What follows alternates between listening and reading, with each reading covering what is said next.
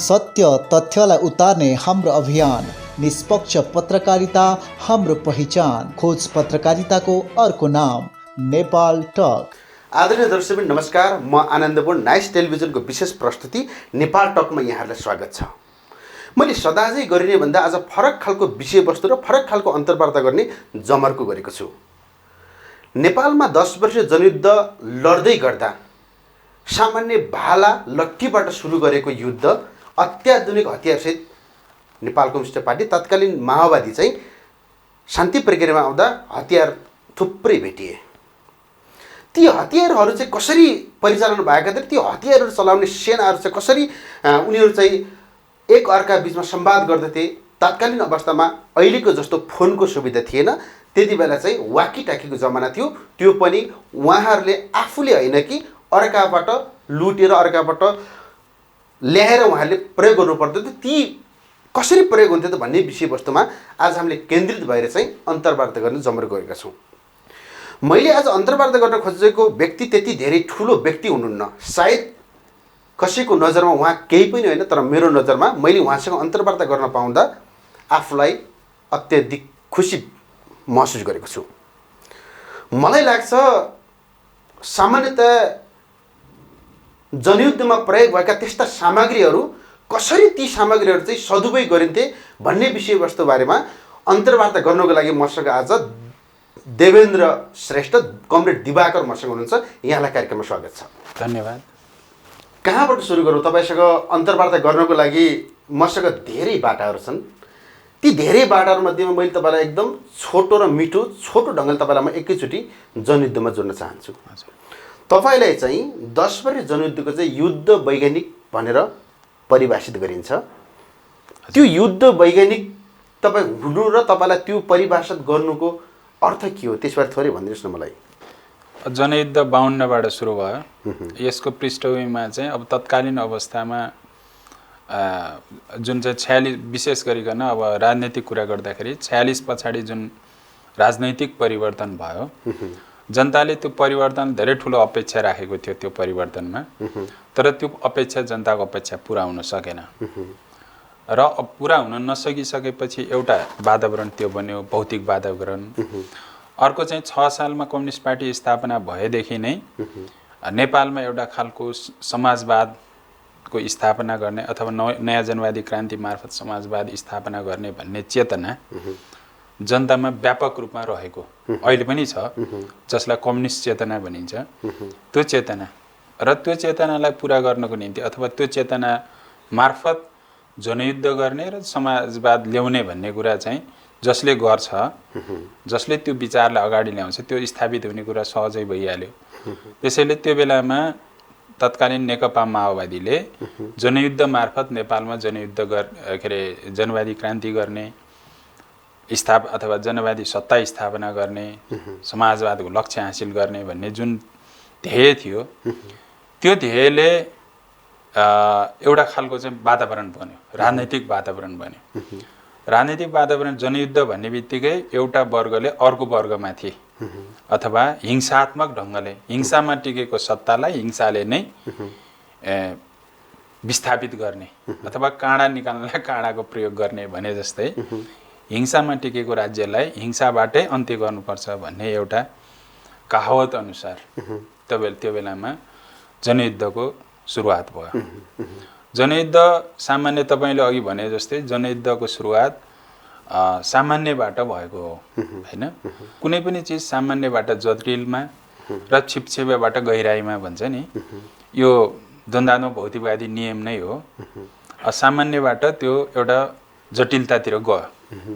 जाने क्रममा स्वाभाविक ढङ्गले सुरुमा गाउँको वर्ग सङ्घर्ष, त्यो वर्ग सङ्घर्ष पछाडि गाउँमा रहेका तत्कालीन शोषक सामन्तलाई रक्षा गर्नको लागि तत्कालीन राज्य सत्ता उभियो। राज्य सत्ता आइसक्यो, राज्य सत्तासँग लड्नु पर्ने भयो। राज्य सत्ता भने सुरुमा प्रहरी भयो, प्रहरी पछि 58 पछि सेना आयो। यसरी नै चाहिँ स्वाभाविक ढङ्गले प्रहरी सेना राज्यको संयन्त्रसँग लड्ने भनिसकेपछि अब त्योसँग रहेका भौतिक चिजसँग पनि त्यसको नि सामना गर्नुपर्ने भयो। सामना गर्नुपर्ने भएपछि अब माओवादी एउटा रुल के छ भने 3टा तरिकाबाट हतियार प्राप्त हुन्छ। एउटा निर्माण गर्ने, आफैले निर्माण गर्ने, अर्को दुश्मन शक्तिसँग कब्जा गर्ने, बाट कब्जा गर्ने, अर्को हुन्छ किन्ने हुन्छ। प्रायः यो जनयुद्धमा, विश्वभरिका जनयुद्धमा किन्ने भन्ने कुरा चाहिँ कमै हुन्छ। किनभने त्यो आधारभूत वर्गसँग आधारित भएर चाहिँ जनयुद्ध लडेको हुन्छ, युद्ध लडेको हुन्छ। किन्नको निम्ति त्यो किन्ने भनेको त इलिगल ढङ्गले किन्नुपर्ने हुँदैन। इलिगल भन्ने बित्तिकै त्यसको मूल्य 10औं गुणा महँगो हुन्छ। त्यसैले त्यो किन्न सक्ने सम्भावना हुँदैन। र निर्माण गर्ने भनेको त्यस्तो एकदम अत्याधुनिक त्यस्तो प्रयोगशाला पनि अथवा निर्माणशाला हुँदैन। नभए निर्माण गर्ने भन्ने पनि त्यो आउँदैन अथवा त्यो दोस्रो तहमा रहन्छ। पहिलो भनेको नै के हो त भन्दाखेरि जनयुद्धमा अथवा क्रान्तिकारीहरूले गर्ने भनेको नै के हो त भन्दाखेरि दुश्मनको कब्जा गर्ने, दुश्मनको कब्जा गर्ने भन्ने हुन्छ। र त्यसलाई त्यसको सपोर्टिङमा के भने थोरै निर्माण पनि गर्ने भन्ने हुन्छ। त्यसकारणले सुरुमा निर्माण गरियो, निर्माण गरिएका चिजले नै के गर्यो, कब्जा गर्यो। त्यो कब्जा गरिएकोले फेरि अर्को ठुलो कब्जा गर्यो। यसरी चाहिँ कब्जा गर्ने आधारहरू त्यसरी भयो। भनेपछि अब तपाईँले वैज्ञानिक कसरी भनियो भन्दाखेरि तत्कालीन अवस्थामा सायद माओवादीमा त्यो नेपालमै भनौँ न इलेक्ट्रोनिक्स पढ्ने भनेको चाहिँ कमै थियो। थोरैले मात्रै इलेक्ट्रोनिक्स पढेको थियो। त्यो बेलामा मैले इलेक्ट्रोनिक्स पढ्ने विद्यार्थी मध्येमा म थिएँ। र त्यसरी इलेक्ट्रोनिक्स पढिसकेपछि मलाई कम्युनिकेसनको बारेमा हैन, रेडियो ट्रान्समिटरको बारेमा अनि त्यो सामान्य नलेज हुने त भइ नै हाल्यो। अनि अर्को साइन्सको पनि विद्यार्थी भएको हुनाले अब यो विस्फोटक पदार्थहरू सम्बन्धी कसरी निर्माण हुन्छ, त्यसले कसरी कार्य गर्छ, त्यसको के हुन्छ भन्ने कुरा पनि थोरै ज्ञान भएको हुँदाखेरि अब स्वाभाविक ढङ्गले चाहिँ पार्टीमा, तत्कालीन अवस्था पार्टीमा मैले चाहिँ त्यो कुरा लगेँ। भनौँ न यस्तो हुन्छ भनेर भन्न सक्ने भएँ म। अब अरूको भन्दा सापेक्षिक रूपमा धेरै थाहा पाएको भनौँ न, थाहा पाएको भएपछि तत्कालीन अब अध्यक्ष कमरेड प्रचण्ड, पार्टी अध्यक्षले नै अब चाहिँ तपाईँ वैज्ञानिक हुनुहुन्छ यो जनयुद्धको भनेर भन्नुभएको। यसरी हो उहाँले राखिदिएको। त्यो के भने फुली भनौँ न, वैज्ञानिक, हाम्रो वैज्ञानिक भनेर उहाँले राखिदिनु भएको हो। त्यसरी चाहिँ भएको हो। यसो गरौँ न, सुरुवाती स्टेजदेखि जाउँ न। जस्तो जनयुद्ध सुरु गर्दाखेरि त सम्भवतः माओवादीहरूसँग त्यति ठुला अत्याधुनिक हतियार थिएन। सामान्यतया गाउँघरमा भरुवा बन्दुक हजुर र खुकुरी र लट्ठीबाट नै जनयुद्ध सुरु भएको हो। पछिल्लो चरणमा शान्ति प्रक्रियामा आउँदाखेरि अत्याधुनिक हतियार थुप्रै देखिए। हजुर ती हतियारहरू कहाँबाट आउँथे? ती हतियारहरू चाहिँ लुटेका पनि त मतलब जफत गरिएका हतियारहरू त चलाउन त ज्ञान त हुनु पऱ्यो नि, होइन र? हजुर। ती ज्ञानहरू कसरी हुन्थे अनि एक अर्का बिचमा कम्युनिकेसन कसरी हुन्थ्यो, यसबारे थोरै भनिदिनुहोस् न। अब नेपाली समाज नै के छ भन्दाखेरि लडाकु समाज हो नेपालको। नेपालमा के छ भन्दाखेरि 70% भन्दा बढी चाहिँ जनजातिहरू छन्। जनजातिहरूको आफ्नो संस्कृति नै के हो भने लडाकु संस्कृति हो, हैन? अब लडभिड गर्ने भने अनावश्यक ठाउँमा नलड्ने, त्यस्तो भन्ने मेरो आशय त्यो होइन कि न्यायको पक्षमा चाहिँ अब खरो ढङ्गले उत्रने, अन्याय नसहने, हैन? अन्याय नसहने, स्वाभिमान गुमाउन नचाहने भन्ने लाग्छ यसको अर्थ। त्यसकारणले यो जाति छ भनेपछि यो 70% जनजातिको चेतनामा माओवादीले तत्कालीन माओवादीले स्वाभिमानको कुरा भर दियो, हैन? तिम्रो स्वाभिमान गुमेको छ, तिमीले स्वाभिमान प्राप्त गर्नुपर्छ भने चाहिँ त्यो लडाकु हुने नै भइहाल्यो। एकदम लड्ने भनेको चाहिँ हतियारले होइन। पहिलो कुरा लड्ने भनेको त पहिला चेतनाले लड्ने हो, विवेकले लड्ने हो, बुद्धिले लड्ने कुरा हो। जब उसकोमा चाहिँ मान्छेको दिमागभित्र मेरो स्वाभिमान गुमेको छ, मैले त्यो स्वाभिमान प्राप्त गर्नुपर्छ, मेरो अधिकार गुमेको छ, त्यो अधिकार प्राप्त गर्नुपर्छ भन्ने चेतना हालिदिनु नै पहिलो हतियार हो। त्यो विचारको, त्यो राजनीतिक चेतको जुन बीजारोपण गर्ने काम माओवादीले गर्यो नि, त्यही पहिलो हतियार भयो। त्यसले त अब अरू भौतिक हतियार भने त दोस्रो तेस्रो त्यो त कुरा भइहाल्यो, त्यो सहज ढङ्गले प्राप्त गरिहाल्छ। हतियार भने त मान्छेले बनाउने न हो। त्यो हो।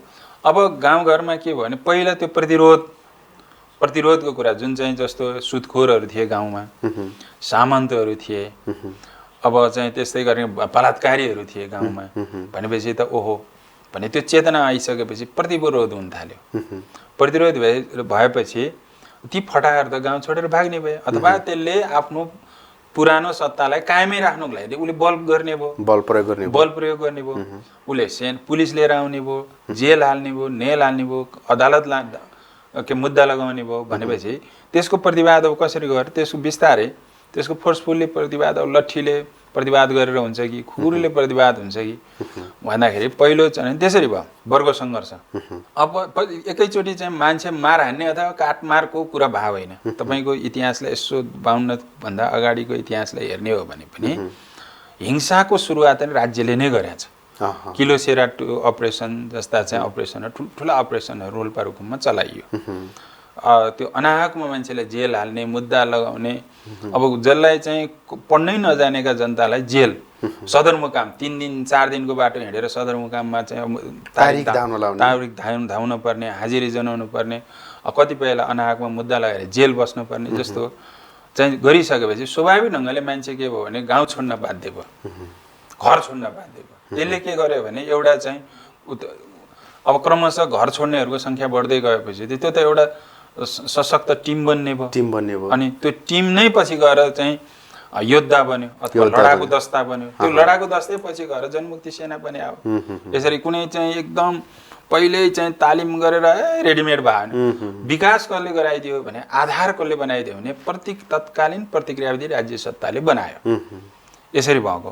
अब चाहिँ फौजी कुरा गर्दाखेरि त्यस पछाडि स्वाभाविक ढङ्गले त्यसले फौजी ज्ञानको माग गर्छ होइन, आफ्नो आत्मरक्षाको लागि फौजी ज्ञानको माग गर्छ। त्यो भयो। अनि स्वाभाविक ढङ्गले त्यसले त पार्टीसँग माग गर्ने भयो, पार्टीले त्यसको व्यवस्था मिलाउनु पर्यो। कुरो बुझ्नु भएन? अनि त्यसरी मिलाउँदै जाँदाखेरि अब तत्काल अब यो त राजनीतिक उद्देश्य भएको हुनाले कहाँ छ त चेतना? अब त्यो बेलामा पार्टीले स्वाभाविक ढङ्गले त्यो के गर्नु पर्यो भने व्यवस्थापन गर्नु पर्यो, त्यसको व्यवस्था गर्नु पर्यो। व्यवस्था गर्नलाई सुरुमा चाहिँ अब भाइचारा पार्टीहरू, अब अन्तर्राष्ट्रिय जगत तत्कालीन रिम थियो होइन, रिमले पनि वैचारिक ढङ्गसँग बहस हुन्थ्यो नि त। रिमसँग हाम्रो वैचारिक माओवादी, उनीहरू पनि माओवादलाई मान्ने सुरुका चरणमा, हामी पनि माओवादलाई मान्ने, माओवादी विचारलाई मान्ने विश्वभरिका भाइचारा सङ्गठनहरूबाट पनि वैचारिक सुझाव त हुने भयो। अनि अर्को कुरा चाहिँ हाम्रो नजिक चाहिँ भारतमा पनि जनयुद्ध त लामो समयदेखि चलेको देश हो। नक्सलवादी आन्दोलन, भाकपा माले, भाकपा माओवादी, अब भनेपछि उनीहरूले पनि के गर्ने भए भन्दाखेरि उनीहरूले पनि हामीलाई सिकाउने भए। भाइ अब जाँदाखेरि आउँदाखेरि यसो गर्नुपर्छ, उनीहरूसँग पनि अनुभव लिने कुरा भयो। यसरी हामीले गऱ्यौँ भने भाइ एउटा भाइचाराको नाताले हामीले चाहिँ के गर्यौँ भने तत्कालीन नेकपा माओवादीले उनीहरूसँगबाट पनि ज्ञान लिने कुरा भयो। फौजी ज्ञान, राजनीतिक ज्ञान एउटा भयो, अर्को फौजी ज्ञान। अर्को कुरा त्यो अब हतियार भने मैले अघि नै हतियारको कुरा गर्नुभएको थियो। गाउँमा त अहिले पनि भरुवा बन्दुक छैन, बाँदर धपाउनलाई प्रयोग गर्ने होइन। अब यस्तो जङ्गली जनावरले बाली नालीबाट जङ्गली जनावरबाट बचाउनलाई चाहिँ भरुवा बन्दुक, बिहामा पड्काउने भरुवा बन्दुक, आम जेनरली पूर्व मेचीदेखि पश्चिम महाकालीसम्म जनजातिहरू त्यो चलन छँदैछ। पूजापाठमा पड्काउने भरुवा बन्दुक भने नेपाली जनतालाई त्यस्तो खालको चाहिँ तालिम दिइरहनु पर्दैन। बन्दुक चलाउनु, भरुवा बन्दुक त जेनरली चलाउन जानिहाल्छ, लाठी चलाउन जानेकै छ, खुकुरी चलाउन जानेकै छ नेपालमा भने सामान्य आधारभूत हतियार भनेको यो।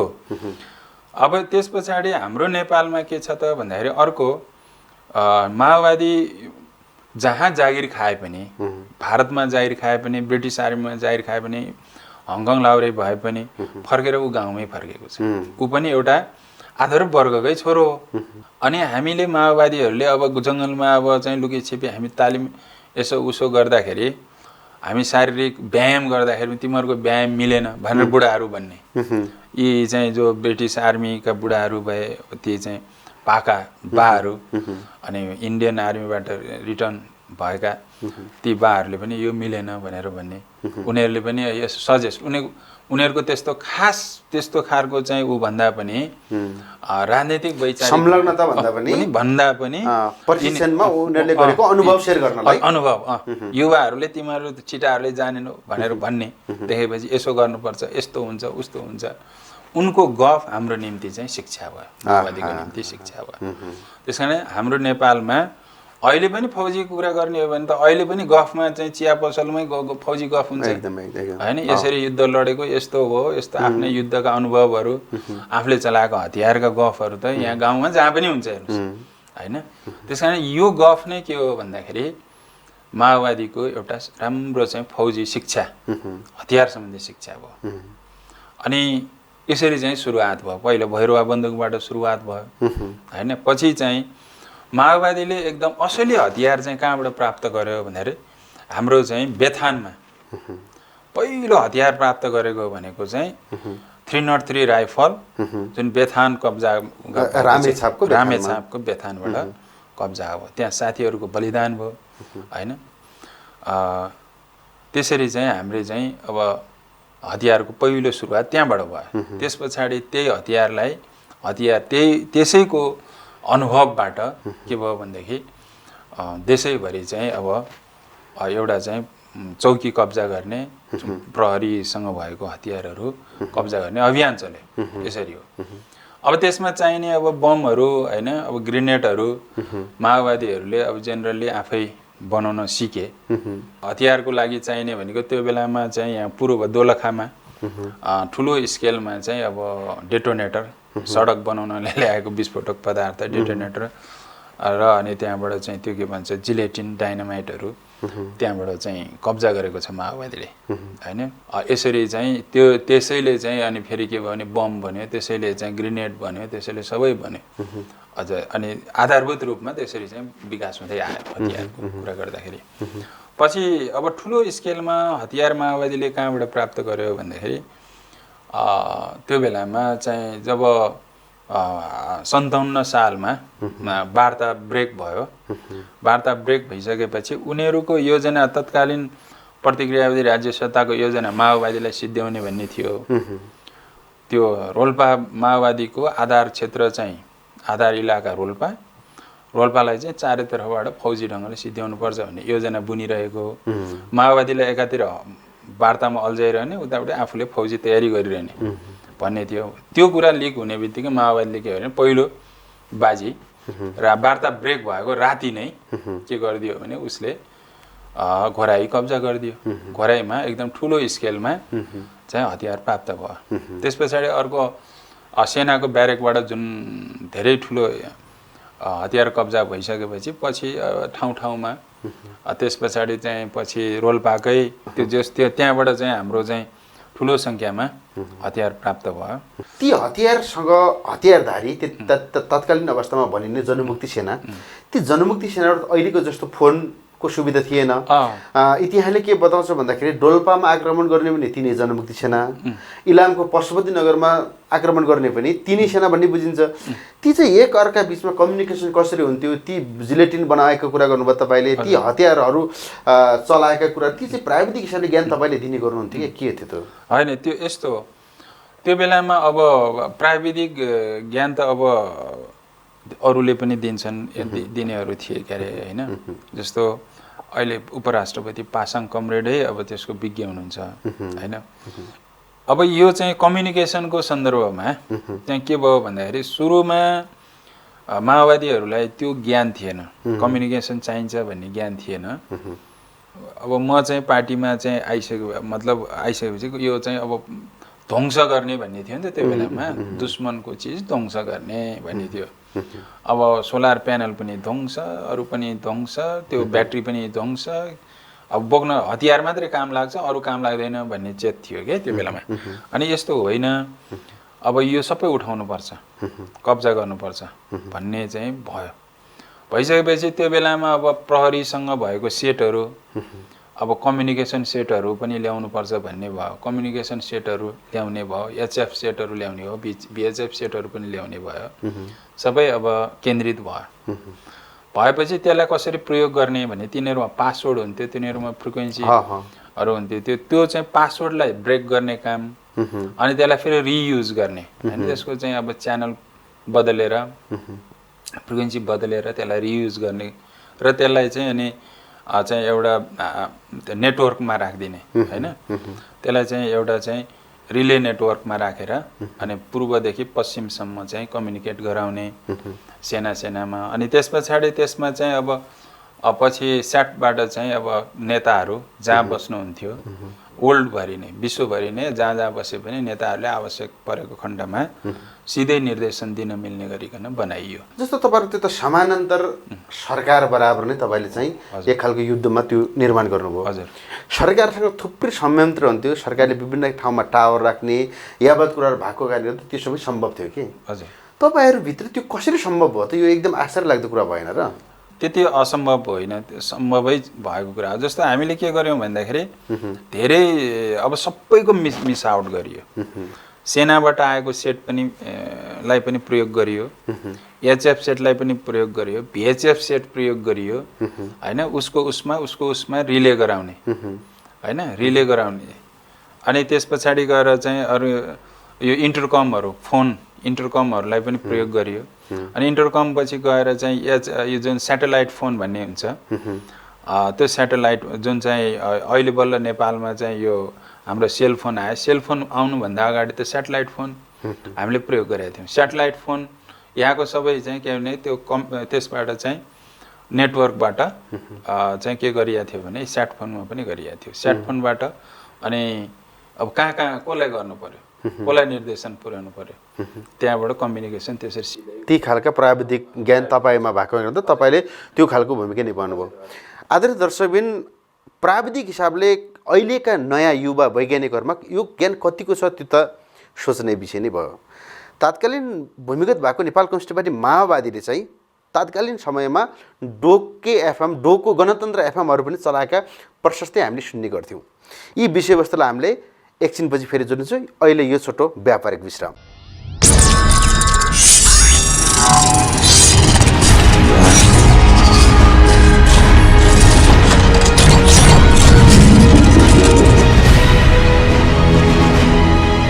अतुलनीय प्रविधिलाई नयाँ स्तरमा पुर्याउँदै प्रस्तुत छ रिद्धि सिद्धि सिमेन्ट, गुणस्तरको नयाँ स्तर।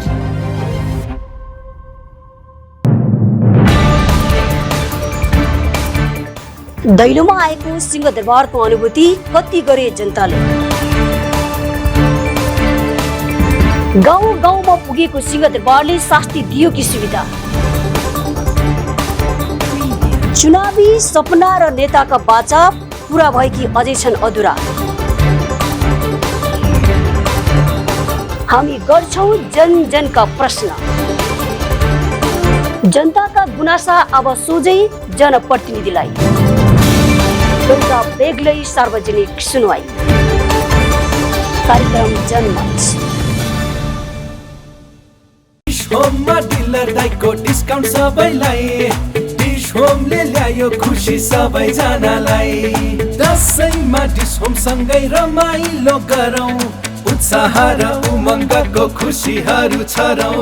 प्रगति दीर्घायुको कामना छ सधैँ, डिलर दाइको तर्फबाट ह्याप्पी बडा दसैँ। डिश होम र डिलर दाइबाट शुभ दसैँको शुभकामना। अब फोन ट्रान्सफरबाट वार्षिक रिचार्जमा पाइने बम्पर डिस्काउन्ट र विकली लकी ड्रको नगद उपहार सहित 2 वर्ष रिचार्जमा डबल खुसी पाउनुहोस् र परिवारसँगै रमाउनुहोस्। डिश होम, खुसी अन गरौँ।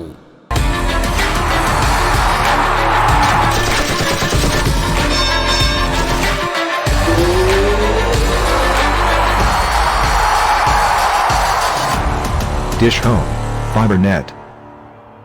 नेपाल टक। यो छोटो व्यापारिक विश्रामपछि यहाँलाई पुनः स्वागत गर्न चाहन्छु। जस्तो तपाईँहरूले चाहिँ तात्कालीन समयमा ती सेनाले प्रयोग गर्ने सेटहरूका बारेमा थोरै भन्नुभयो, सेनाले प्रयोग गर्ने चाहिँ विभिन्न बमहरूका बारेमा, हातहतियारको बारेमा तपाईँले भन्नुभयो, त्यसका केही प्राविधिक कुराहरू तपाईँले गर्नुभयो। तत्कालीन समयमा तपाईँले चाहिँ डोको एफएम भनेर भनिन्थ्यो कि गणतन्त्र एफएम होइन त, डोकोमा पुगेर चलाइन्थ्यो अरे क्या होइन। यसको थोरै प्रसङ्गबारे हामीले थोरै प्रश्न पारिदिनु। अब यो कस्तो भयो भन्दाखेरि अब सङ्कटकाल लागिसकेपछि के भयो भन्दाखेरि माओवादीको जुन विचार प्रवाह गर्ने जुन पत्र पत्रिका पनि ब्यान्डेज बन्द गरिदियो, प्रतिबन्ध लगायो तत्कालीन राज्यले। भने पत्रको पत्रिका पनि छैन, कम्युनिकेसन पनि, जनतालाई आफ्नो कुरा कसरी राख्ने त, आफ्नो सन्देश जनतालाई एकैचोटि कसरी चाहिँ प्रशिक्षित गर्ने त भन्ने कुरा चाहिँ चुनौती पार्टीको अगाडि आयो। पार्टीको अगाडि आइसकेपछि पार्टीले के गर्यो भन्दाखेरि अब रेडियो चाहिन्छ भन्ने कुरा चाहिँ पार्टीलाई अनुभूति भयो। रेडियो मैले चाहिँ के भने रेडियो बनाउन सकिन्छ भनेर भने, मैले रेडियो बनाउन सकिन्छ भनेर। त्यो बेलामा म चाहिँ चिगमुगलमै बस्थेँ, सङ्कटकाल लागिसकेको थियो। यो 58 साल मङ्सिरबाट लागेको हो नि त सङ्कटकाल। अनि त्यो बेलामा अब अहिले गृहमन्त्री रामबहादुर थापा बादल, अब त्यो बेलामा बाइ द वे मका आइपुग्नु भएको थियो। त्यो किनभने त्यो बेलामा जतासुकै अब कोठामा छापामारी चलिराखेको थियो, जतासुकै हुँदाखेरि बादल दाई अथवा रामबहादुर थापा जो गृहमन्त्री अहिले हुनु माननीय गृहमन्त्री, उहाँ त्यो बेलाको यो चाहिँ उपत्यकाको इन्चार्ज हुनुहुन्थ्यो। त्यस पछाडि उपत्यका ब्युरोको इन्चार्ज उहाँ हुनुहुन्थ्यो। अनि म कहाँ उहाँ आउनुभयो। अनि मैले चाहिँ यस्तो यस्तो गर्न सकिन्छ, रेडियो बनाउन सकिन्छ भनेर चाहिँ उहाँलाई भने। अनि एउटा रेडियो बनाइयो। रेडियो बनाएर चाहिँ अब म यो रेडियो बनाउँछु, तपाईँ यो सुनिराख्नु होला। अनि म यसलाई चाहिँ मेरो चाहिँ गाना चाहिँ तपाईँको यो रेडियोमा आइरहन्छ भनेर मैले सानो एउटा ट्रान्समिटर बनाएर गोजीमा, अनि म बाहिर गएँ। उहाँ चाहिँ चिगमुगल कोठाभित्रै बस्नुभयो। अनि उहाँले चाहिँ त्यो गाना सुनिरहनु भयो। पहिलो रेडियो परीक्षण त्यसरी भयो। अनि कम्युनिकेसनको पनि पहिलो कम्युनिकेसनको प्रयोग गर्दा पनि रामबहादुर थापा बादल नै हुनुहुन्थ्यो। मैले चाहिँ अब तपाईँहरू यो पेजर यो चाहिँ फोनबाट त्यति राम्रो हुँदैन, फोन भनेको दुश्मनकोमा जान्छ। अनि यो भयो भने त तपाईँ ट्रेसिङमा पर्नुहुन्छ, पेजर पनि प्रयोग गर्नु पर्दैन भनेर मैले चाहिँ सेनाओ 258 भन्ने सेट थियो क्या त्यो बेलामा, बजारमा पाइन्थ्यो। त्यो चाहिँ इन्टरकम भएको 15वटा सेट। अनि त्यो बेलामा त्यसको बेस स्टेसन काठमाडौँ उपत्यकाभित्र एउटा साथीको अथवा एउटा चाहिँ कमरेडको घरमा राखियो र अनि एउटा त्यो उहाँको चाहिँ कमान्डमा रहेको 15 जनालाई त्यो 15वटा सेट दियो। दिएर पहिलोचोटि चाहिँ सेटको प्रयोग अथवा माओवादी भित्र देशभित्र बसेर छुट्टै राज्यको सञ्चार भन्दा नेटवर्क भन्दा बाहिरपट्टिबाट कम्युनिकेसन आफ्नो निर्देश राज्यको संयन्त्र भन्दा छुट्टै राज्य भनौँ न, हैन सञ्चार क्षेत्रको छुट्टै राज्य जस्तै छुट्टै कम्युनिकेसन प्रयोग गर्ने व्यक्ति पनि पहिलो व्यक्ति पनि रामबहादुर थापा बादल हो। अनि त्यो बेलामा प्रयोग ल यो चाहिँ ठिक छ भनेर चाहिँ उहाँले भन्नु, यो चाहिँ ठिक छ, यो देशव्यापी गर्नुपर्छ भनेर भन्नुभयो। त्यसपछि यो व्यापक पनि भयो। अनि रेडियो पनि बनाउने कुरा पनि भयो, बनाउने कि किन्ने भन्ने कुरा भयो। अब बनाउँदाखेरि त्यसको के हुन्छ भने एफएम बनाउनलाई चाहिने सामानहरू जुन चाहिँ ट्रान्जिस्टर भन्छ, आउटपुट ट्रान्जिस्टर भन्छ, हाई वाटको आउटपुट ट्रान्जिस्टर किन्न पाइएन। नपाएपछि हामीले यो किन्ने ट्रान्जिस्टर किनेर बनाउनु भन्दा कतै मार्केटबाट पाइन्छ भने ल्याउने भन्ने भयो। अनि हामीले चाहिँ के गर्यौँ भन्दाखेरि इलिगल ढङ्गले, लिगल ढङ्गले ल्याउन सकिने थिएन। इलिगल ढङ्गले हामीले के गर्यौँ, 5वटा एफएम किन्यौँ। 100 वाटको 5वटा एफएम किनेको हो बाहिरबाट, अर्कै नाममा, अर्कै बाहिर अर्कै नाम राखेर त्यो किनेर ल्याएको हो। त्यही डोको रेडियो चाहिँ त्यसरी बनेको हो। अब त्यसलाई जस्तो त्यो डोको रेडियो चाहिँ विशेष गरी उपत्यकामा के थियो थाहा छैन, तत्कालीन समय चाहिँ रोल्पारुकुममा बढी सुन्ने गरिन्थ्यो के। त्यस्तो विकट ठाउँमा तपाईँले कहाँ टावर राख्नुहुन्थ्यो? हजुर, कसरी चल्थ्यो भने? त्यो यस्तो, त्यो 100 वाटको थियो। 100 वाटको त्यसमा चाहिँ अब 5वटा रेडियो थियो, 5 ठाउँमा थियो। त्यो नेपालको 5 कुन ठाउँमा थियो? त्यो बेलामा पूर्वमा एउटा भयो, उपत्यकाको वरिपरि यो त्यो बेलामा रिङ भनिन्थ्यो यसलाई। अनि त्यसमा एउटा भइहाल्यो। अनि यो मध्यमा एउटा भयो, अथवा मध्य भनेको हाम्रो गोर्खाको सेरोफेरो। अनि रोल्पामा एउटा भयो। गोर्खामा राखेन, गोर्खामा भएन, रोल्पामा एउटा भयो अनि पश्चिम नेपालमा एउटा भयो, सुदूरपश्चिम नेपालमा कर्णाली प्रदेशमा एउटा भयो भने 5वटा रेडियो यसरी भएको हो। तात्कालीन समयमा अब युद्ध थियो, तपाईँहरू खुला रूपमा लान पाउने अवस्था पनि थिएन, त्यहाँ यहाँबाट त्यहाँसम्म चाहिँ प्राविधिकले त्यहाँ पुग्दाखेरिका बाधा व्यवधानहरू अप्ठ्यारो केही थिएनन्? थुप्रै अप्ठ्यारो थियो, धेरै। अब त्यो त ज्यान हत्केलामा राखेर साथीहरूले त्यो बेला कमरेडहरूले त्यो सामानलाई पुर्याउनु भयो। पुर्याउनु मात्रै कुरो भएन, त्यसलाई चाहिँ चलाउनु पर्यो, निरन्तरता दिनु पर्यो समयमा। आज 5 बजे आउँछ भने भोलि पनि 5 बजे चलाउनु पर्यो। दुश्मनको हेलिकप्टर आउन सक्छ। यो सबै खतरालाई मोलेर तत्काल त्यो बेलाका सञ्चारका साथीहरूले कमरेडहरूले त्यो भूमिका निर्वाह गर्नुभएको छ। यो अहिलेको हाम्रो पछिल्लो यो टेक्नोलोजी जो अहिले त थुप्रै टेलिभिजनहरू भए, थुप्रै युट्युबर भए, योभन्दा पहिलो अघिल्लो फेज हेर्ने हो भने एफएमहरू उपत्यकामा च्याउज्यू उम्रिए। हजुर, ती एफएमहरूमा पनि हामीहरूले पनि कार्यक्रम चलाउँदाखेरि के हुन्थ्यो भन्दाखेरि बत्ती नभएपछि सकिहाल्यो, त्यो कार्यक्रम रोकिन्थ्यो। तर त्यो ठाउँमा त्यतिखेर न त बत्ती थियो, हजुर, न त तपाईँहरूको त्यहाँ कुनै खालका अन्य कुनै त्यस्ता देखिन्थे। कसरी चल्थ्यो त? तपाईँहरूको के प्रविधिले चलाउनुहुन्थ्यो? त्यो बेलामा के गरे, जेनेरेटर, पहिलो कुरा चाहिँ जेनेरेटर अनि सोलर हो। अनि त्यो कार्यक्रम कसरी गर्ने त लाइभ हुँदैन थियो, लाइभ एकदम थोरै हुन्थ्यो, रेकर्डेड कार्यक्रम हुन्थ्यो। रेकर्डेड भनेको अलि सहज ठाउँमा जहाँ जेनेरेटर पनि चलाउन मिल्ने त्यहाँनिर चाहिँ के गरिन्थ्यो भने कार्यक्रमको रेकर्डिङ गरिन्थ्यो। कम्प्युटरमा चाहिँ अब रेकर्डिङ गर्यो अनि एडिट गरेर त्यसलाई चाहिँ के गरिन्थ्यो भने सिडीमा त्यसलाई राइट गरिन्थ्यो। सिडीमा राइट बन्ड गरिसकेपछि त्यो सिडी एउटा मात्र बोकेर जाने हो। अनि त्यो माथि लेकमा गएर अब चाहिँ जङ्गलबाट त्यो एन्टेना जुन चाहिँ खडा गरेर अनि त्यो त्यहाँ गरिन्थ्यो। अब त्यहाँ चाहिँ अब कस्तो हुन्थ्यो भने स्टुडियो चाहिँ जमिन मुनि हुन्थ्यो। हेर्नुहोस्, जमिन मुनि खाल्डो खनेर जमिन मुनि, लेकमा चाहिँ जाडो पनि हुने अनि कतिपय ठाउँमा चट्याङ पनि लाग्ने, चट्याङ धेरै हाइटमा चट्याङ पनि हुने भएको हुनाले त्यसलाई खाल्डो खनेर अनि त्यहाँ स्टुडियो चाहिँ अब सञ्चालकहरू त्यहाँ खाल्डो मुनि बस्ने अनि जेनेरेटर पनि अब अर्को खाल्डोमा खनेर राख्ने, यसरी चाहिँ मिलाइएको हुन्थ्यो त्यो बेला।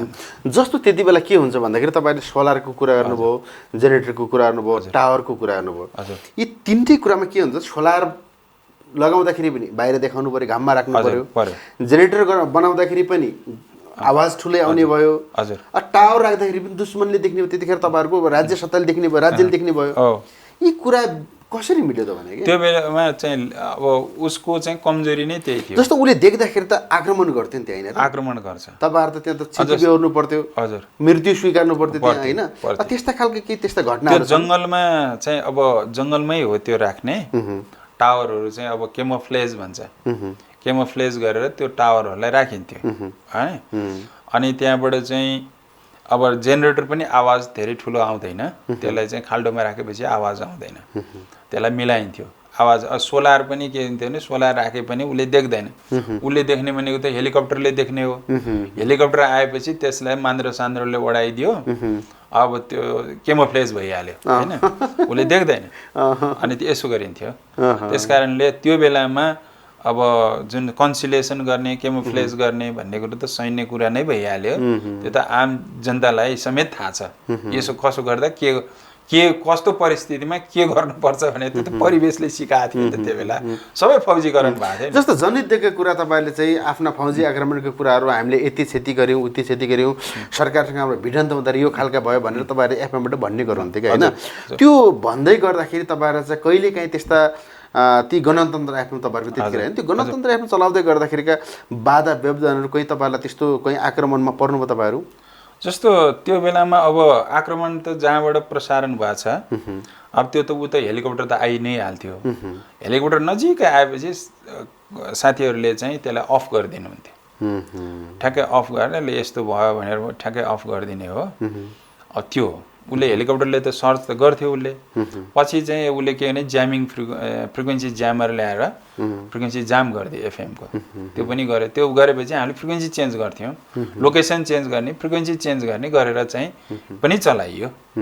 जस्तो तत्कालीन समयमा युद्ध लड्नु भनेको, जनयुद्ध गर्नु भनेको राज्य सत्तासँग लडाइँ गर्नु थियो, राज्य सत्तासँग चाहिँ लड्नु थियो। तपाईँहरू उपत्यकामा बसेको होइन हजुर। त्यस्तो भनौँ न एक हिसाबले तपाईँहरू उपत्यकाभित्र भएका मान्छेहरू एकैचोटि रोल्पा पुग्नु, रुकुम पुग्नु, पूर्व पुग्नु, पश्चिम पुग्नु यावत कुराहरू तपाईँहरूको लागि अलिकति असहज जस्तो त्यहाँसम्म कसरी पुग्नुभयो त तपाईँलाई कसरी यो कम्युनिकेसन कसरी भयो त्यहाँसम्म जाने वातावरण कसरी बन्यो अब त्यो बेलामा हाम्रो उमेर पनि युवा युवा उमेर कस्तो हुन्छ भन्दाखेरि केही गरेर देखाउँ अब त्यो बेलाको विद्यार्थी कस्तो विद्यार्थीमा चाहिँ एउटा के थियो भन्दा एउटा अर्कै टाइपको विद्यार्थी जमातमा स्वाभिमानको रक्त सञ्चार थियो राजनीति थियो एउटा चाहिँ राष्ट्रियता हाम्रो चाहिँ कमजोर भएको छ हाम्रो जनतन्त्र कमजोर भएको छ जनजीविका हाम्रो चाहिँ असाध्यै क्षीण छ जीर्ण छ भनेपछि यसलाई बदल्नुपर्छ यसलाई कसले बदल्ने त हामीले बदल्नुपर्छ भन्ने एउटा चेत चाहिँ त्यो बेलाको युवामा थियो अनि त्यो चेतले त्यो चेतनाले हैन त्यो भावनाले हैन एउटा भावावेश भन्छ नि अनि त्यसले पनि हामीलाई त्यता ओरिएन्टेड गर्यो अनि हामी कलेज पढ्ने त्यो बेलामा के थियो भन्दाखेरि यो अहिले जस्तो यो छरपष्ट सञ्चार थिएन त्यो बेलामा भर्खर पञ्चायतको अन्त्य भएको पञ्चायतकै अवस्थामा हामीहरू त्यो बेलामा साहित्यहरू जस्तो चाहिँ लुसुनको साहित्य भयो म्याक्सिम गोरीको साहित्यहरू भयो हामी चाहिँ याङमोको साहित्यहरू हामी पढ्थ्यौँ जस्तो पढ्दाखेरि आफूलाई जस्तो एउटा चाहिँ युवाहरूको गीत पढ्यो भने त्यसको हिरो आफूलाई हिरो बनेको आफूलाई अनुभूति हुन्थ्यो म पनि त्यही पात्र हुँ भन्ने जस्तो भित्र फिल आउँथ्यो कि भित्र अनि त्यहाँबाट चाहिँ यतापट्टि चाहिँ थ्याङ्क यू मिस्टर ग्ल्याड पढ्दाखेरि आफू पनि त्यही पात्र हो कि जस्तो म पनि त्यही बन्नुपर्छ भन्ने एउटा आउने कि अनि कहाँ गएर बन्ने अब जस्तो आमा पढ्दाखेरि पाबेल हुँ जस्तो लाग्ने आफूलाई होइन त्यस्तो खालको एउटा चाहिँ त्यो बेलाको साहित्यले पनि आफू भित्र चाहिँ त्यस्तो बनाउँदै लग्यो मान्छे पहिला त साहित्यले अनि पछि त अनि अन्य राजनीतिक पुस्तकहरू हैन मार्क्स लेनिन माओका चाहिँ विविध कृतिहरू हामीले पढ्ने हैन अब विशेष गरी माओको कृतिहरू पढ्ने हामीले पढ्दाखेरि आफैलाई अनि त्यहाँबाट गर्नुपर्छ भन्ने चाहिँ आफैमा चाहिँ अब बिस्तारै माझिँदै गयो चेतना माझिँदै गएपछि त्यहाँ पुगेको हो तपाईलाई चाहिँ त्यो युवा जोस जागर साथसँग ती खालका वातावरणले चाहिँ तपाईँ युद्धमा लाग्ने प्रेरित बनायो तपाईँ त्यही हिसाबले तपाईँ चाहिँ रोल्पा पनि पुऱ्यायो डोल्पा पनि पुऱ्यायो देशका सबै कुनामा पुऱ्यायो मलाई मात्रै होइन अब यहाँ तपाईँ लगायत थुप्रैलाई म तपाईँसँग कुरा गर्दैछु जस्तो यो विषयवस्तुलाई जोड्दै गर्दा तपाईँ अहिले जीवित हुनुहुन्छ हजुर र तपाईँले संसार देख्नु भएको छ हजुर आज तपाईँ र म अन्तर्वार्ता गर्ने मौका मिलिराखेको छ हजुर हजुर होइन तर तपाईँको घर परिवारबाटै चाहिँ थुप्रै शहीद भएका भन्ने कुरा बुझिन्छ यसको कथा थोरै सुनाउनुहोस् न को युद्धमा लाग्नुभयो के भयो थोरै अब त्यो अब जनयुद्ध भन्ने बित्तिकै अब त्यो त एउटा बलिदानकै श्रृङ्खला भनौँ न जनयुद्ध भने चाहिँ बलिदानको श्रृङ्खला भन्ने अर्थ पनि लाग्छ यसमा बलिदान बिना चाहिँ यो सम्भव हुँदैन हुन्थेन पनि भएन पनि यसमा बलिदानको कुरा गर्दाखेरि मेरो परिवारबाट चाहिँ 3 जना सदस्यहरूको बलिदान भएको छ भनौँ एउटा 2 जना चाहिँ बहिनी ज्वाइँहरू भए जेठी बहिनीको श्रीमान पनि बेपत्ता हुनुहुन्छ अनि माइली बहिनीको श्रीमान पनि बेपत्ता हुनुहुन्छ वासुदेव चौहाल राजेन्द्र माली 2 जना चाहिँ ज्वाइँहरू भए तिनीहरू बेपत्ता अनि भाइ गङ्गाराम श्रेष्ठ पनि बेपत्ता 3 जना चाहिँ बेपत्ता छन् अब हामी जनयुद्ध लडेकै पार्टी पनि सरकारमा पुग्यो र पनि हामीले चाहिँ बेपत्ताहरूको स्थिति हामीले सार्वजनिक गर्न सकेका छैनौँ यो सबैभन्दा लाजमर्दो दुःखको कुरो हामीले जवाफ दिन नसक्ने चाहिँ यसले बनाएको छ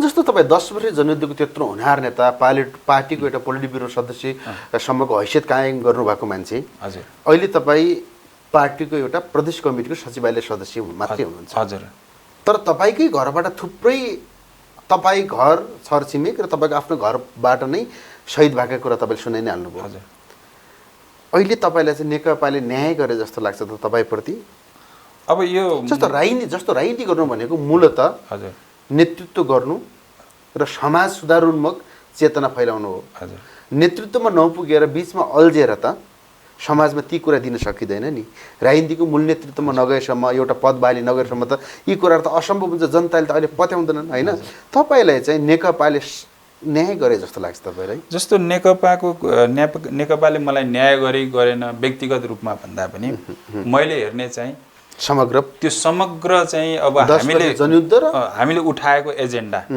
हामीले जुन जनतालाई भनेका थियौँ नि हामीले चाहिँ के भने राष्ट्रियता जनतन्त्र जनजीविका भनेर दिनदिनै भट्याउने भट्याएको कुराहरू होइन अब त्यो पुरा भयो भएन होइन जनतालाई हामीले समाजवादको सपना बाँडेका थियौँ अनि सबै किसिमका समाजमा रहेका सबै किसिमका विभेदहरूको अन्त्य गरिनेछ भनेका थियौँ होइन अब नेपालमा विभेद भनेको भौगोलिक विविधता छ जातीय विविधता छ सामाजिक विविधता छ वर्गीय विविधता छ लैङ्गिक जुन विभेद छ विविधता भन्दा नि विभेद लैङ्गिक यी सबै विभेदहरूको अन्त्य गरिनेछ अन्त्यका निम्ति जनयुद्ध भनिएको थियो जनयुद्ध त्यस कारणले त्यत्रो मान्छेहरू मर्न तयार भए यहाँ कसैले पार्टीले तलब दिएर त लड्या होइन त्यो त आफ्नो लक्ष्यका निम्ति आफ्नो वर्गको मुक्तिका निम्ति विभेदको अन्त्यका निम्ति मान्छेहरू बलिदान हुन बलिवेदीमा चढ्न तयार भएर आएको हो नि त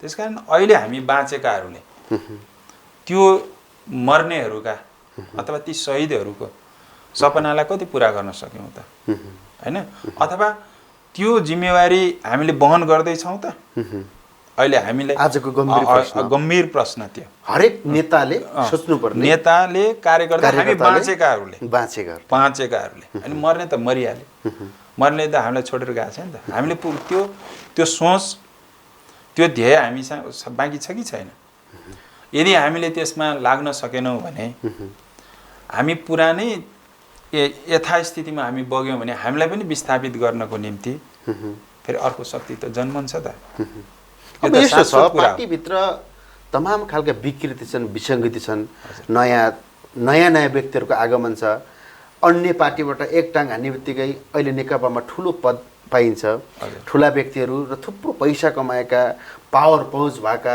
दलाली च्याप्लिसहरूको कथा छुट्टै नै छ हामी आज त्यता जाँदैनौँ हजुर लगभग हामी कार्यक्रमको अन्तिममा छौँ नेपाल कम्युनिस्ट पार्टी नेकपा अर्थात् तपाईँ अहिले जुन पार्टी भन्नुहुन्छ त्यो पार्टीको र त्यही पार्टीले नेतृत्व गरेको सरकारको बारेमा केही भन्नुहुन्छ होइन अब सरकार अहिले 2/3 सरकार छ हाम्रो पार्टीको नेतृत्वको सरकार छ अब जनयुद्ध पछाडि जनताले एउटा राम्रो एउटा संविधान बन्छ भनेर कल्पना गरेको थियो त्यही संविधान पनि जनयुद्धको स्थगनबाट संविधान बन्नलाई पनि कति वर्ष लाग्यो भने 62 बाट 72 10 वर्ष लाग्यो एउटा संविधान बन्नलाई 10 वर्ष लाग्यो संविधान निर्माण भइसकेपछिको पहिलो सरकार भनौँ न यो पहिलो सरकार छ अब यो 2/3 छ 2/3 सरकार भनेको चाहिँ के हुनुपर्ने हो भनेदेखि यसले चाहिँ पोलिसी मेकिङ गर्नुपर्ने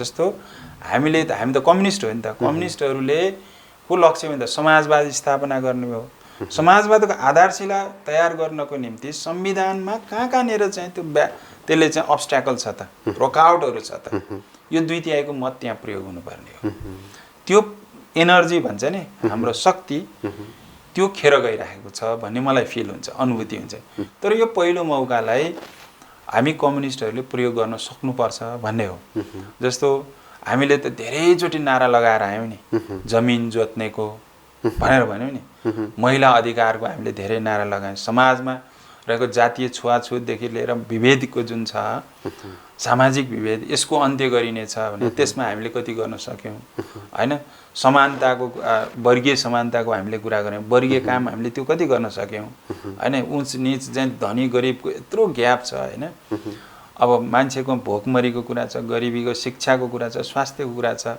हामीले शिक्षा स्वास्थ्य चाहिँ निशुल्क हुन्छ अथवा सर्वसुलभ हुन्छ भन्ने कुरा यी सबै यसलाई यो गराउनको निम्ति पहिला त के थियो भने कानुनले छेक्थ्यो भने अहिले त त्यो कानुन बनाउने ठाउँमा त हाम्रो सरकार छ हामी छौँ तर यो के हो भन्दा लामो समयदेखिको यो चाहिँ जुन किसिमको सत्ता भनेको कुरो हामीले के छ भन्दाखेरि अलिकति यहाँनिर हामीले बुझ्नुपर्ने कुरा के हो भन्दाखेरि किन अप्ठ्यारो भइरहेको छ त भन्दाखेरि सरकार एउटा पाटो हो भने सत्ता अर्को पाटो हो सरकारमा पुग्ने बित्तिकै सत्ता हुँदैन सत्ता भनेको त्यसको आधार र उपरि संरचना भन्ने हुन्छ हैन आधार र उपरि संरचना चाहिँ के छ भने त्यो परिवर्तन भइसकेको छैन हैन त्यसको सत्ताभित्रको एउटा पार्ट सरकार भनेको एउटा पार्ट हो भनेपछि त्यो एउटा पार्टले एउटा अंशले समग्रलाई बदल्नको निम्ति समय लाग्छ तपाईँ पूर्व माओवादी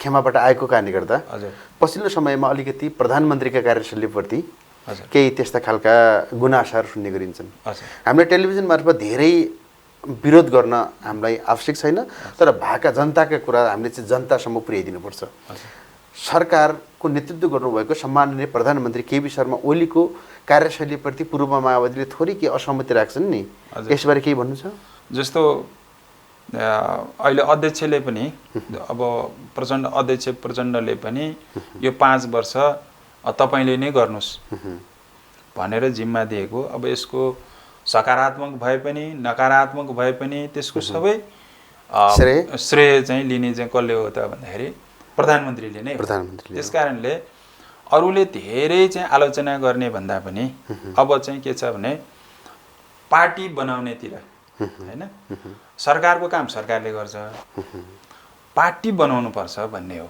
पार्टी बन्यो भने सरकार आफै बन्छ यदि बनेन भने फेरि पनि चुनाव आउँछ फेरि पनि जनताले फेरि भोट हाल्नु त पर्छ यही सरकार चाहिँ दीर्घकालीन त पक्का अवश्य पनि हैन त्यसकारण हरेक 5 वर्ष त टेस्टेड हुन जानु छ सर राम्रो गर्ने राम्रो रिजल्ट आउँछ नराम्रो गरे नराम्रो रिजल्ट आउँछ अन्त्यमा मैले तपाईलाई सोध्न खोजेका तपाईले भन्न खोजेको केही विषयवस्तु छ भने संक्षिप्तमा राखिदिनुस् न अब तपाईको मिडिया मार्फत यही हो अहिले इतिहासले नेपालको इतिहासले अथवा नेपाली जनताले हाम्रो पार्टी नेकपालाई एउटा ठुलो अवसर प्रदान गरेको छ यो अवसरलाई हामीले समग्र कम्युनिस्ट पार्टीका सदस्य हामी नेतादेखि कार्यकर्ता सबैले यो अवसर पनि हो यो चुनौती पनि हो यदि यो अवसरलाई हामीले तप ठाउँमा यो अवसरलाई जनताले दिएको अवसरलाई हामीले राम्रोसित प्रयोग गर्न सक्यौं भने समाजवादको सपना पूरा गर्न धेरै टाढा छैन गर्न सकिएन यसमा हामीमा चाहिँ केही चाहिँ कमी कमजोरी रह्यो अथवा विविध कम्युनिस्ट आचरण भन्दा हामी पर पुग्यौं भने फेरि हामीले इतिहासले मूल्याङ्कन गर्नेछ त्यो सबैभन्दा दुर्भाग्यपूर्ण हुनेछ त्यसमा सबै तपाईको मिडिया मार्फत अथवा हाम्रो पार्टीका नेता कार्यकर्ता सबैलाई सजग सतर्क हुँदै जनताको पक्षमा उभिनको निम्ति म आह्वान गर्छु जो हस्त धन्यवाद आदरणीय दर्शकबिन 2/3 बहुमत प्राप्त नेपाल कम्युनिस्ट पार्टी नेकपाले अहिले सरकारमा बसेर जे कार्य गरिरहेको छ त्यो कार्यशैलीप्रति हाम्रो भन्नु केही पनि छैन तर हाम्रो भनाइ कति मात्रै हो भन्दाखेरि जनताबाट व्यापक खालका जनगुनासाहरू आएका छन् ती जनगुनासाहरूलाई चाहिँ सरकारले सरकारमा बसेर सरकारको त्यो तह र तबकामा बसेर चाहिँ सम्बोधन गर्न सक्नुपर्छ भन्ने हाम्रो भनाइ हो नेपाल कम्युनिस्ट पार्टी नेकपालाई जनताले दिएको म्यान्डेट अनुसार जनताले जुन खालको म्यान्डेट दिएका छन् त्यो म्यान्डेट अनुसार चाहिँ जनताको विश्वास जित्न सकोस् भन्ने हाम्रो कामना गर्दछौँ नेपाल कम्युनिस्ट पार्टी नेकपाभित्र रहेका ठुला साना र जुन तह र तबकाका नेता भए तापनि सच्चा र इमान्दार कार्यकर्ता नेताहरूलाई चाहिँ पाखा लगाउँदै जाने र बिचौलिया दलाली र चाप्लुसी गर्नेलाई चाहिँ अवसर नदियोस् भन्दै देवेन्द्र श्रेष्ठ दिवाकर जस्ता सच्चा इमान्दार नेताहरूले चाहिँ कहिले नेकपामा अवसर पाउलान् यिनी विषयवस्तु र आजका मेरा प्राविधिक मित्र र म लगायत मेरा अतिथि दुवैले बिदा हुने अनुमति चाहन्छौँ हस्त धन्यवाद नमस्कार